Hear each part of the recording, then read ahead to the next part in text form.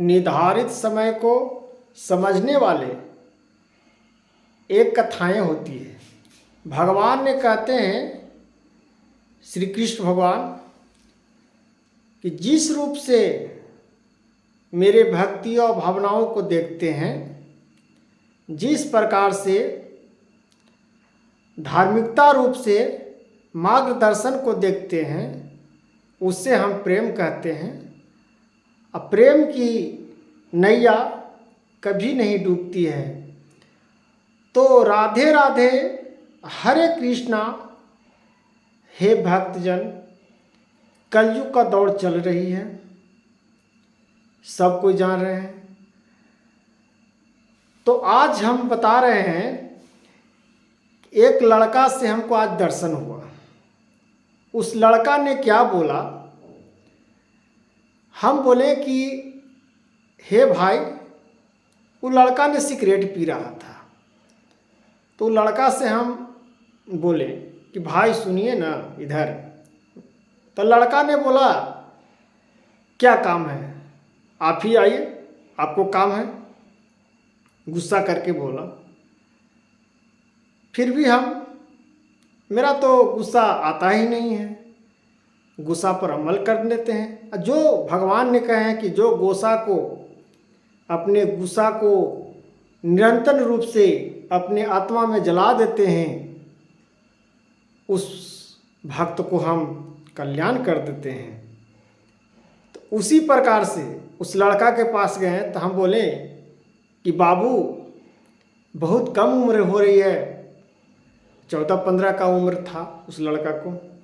हाथ में सिगरेट लिया हुआ था और पी रहा था। हम बोले कि बाबू, ये सिगरेट क्यों पी रहे हो, अभी पढ़ने का उम्र है तुम्हारा, ये पीने से क्या फ़ायदा है। लड़का ने जवाब दिया, आप क्या करते हैं कि हमको आप सुझाव देने के लिए आ गए हैं। हम बोले, बाबू, हम एक कथावाचक हैं, तो आपको देखे तो हमको कुछ मन में विचार आया जो हम आपसे पूछ दिए।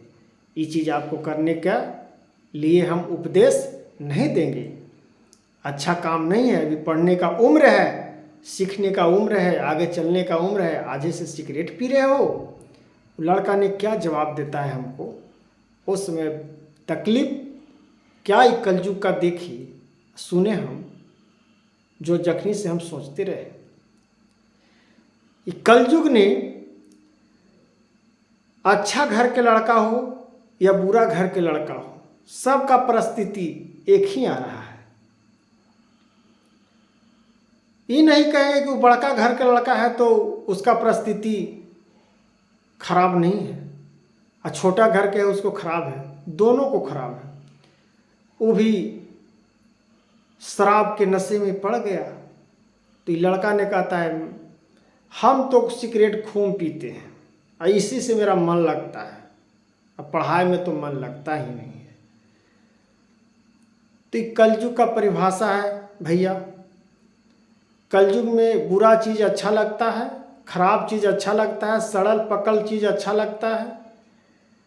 लेकिन अमृत मिलेगा, अच्छे अच्छे भोजन मिलेगा, अच्छा अच्छा ज्ञान मिलेगा, तो कलयुग में कोई प्राप्त करने योग्य मनुष्य नहीं है।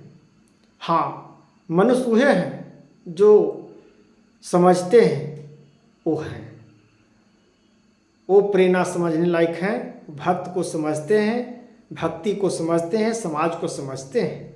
सभी को हम नहीं कह रहे हैं,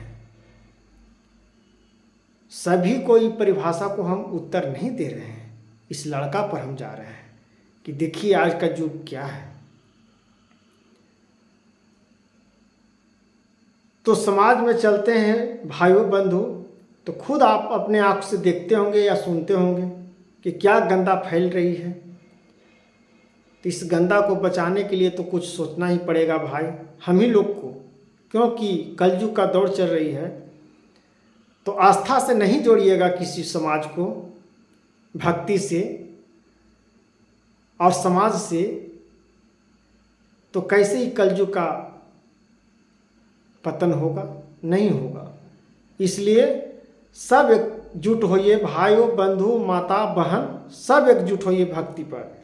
एकजुट होकर भक्ति का मार्गदर्शन दिखाइए कि सतयुग और द्वापर में कैसे भक्त का मान सम्मान मिलता था, भक्ति का भावनाओं मिलता था। और वही आज कलयुग में देखिए, किसी को भावनाओं को समझ रहा है लोग। नौजवान भाई तो और नहीं समझ रहा है, और नौजवान बहन से भी हम बोल रहे हैं, दुख लगेगा तो जो लगे, लेकिन आप लोग को भी समझदारी नहीं है। नौजवान बहन लोग को हम भी कह रहे हैं, कम से कम समाज को लिहाज रखिए, माता पिता को लिहाज रखिए, और अपना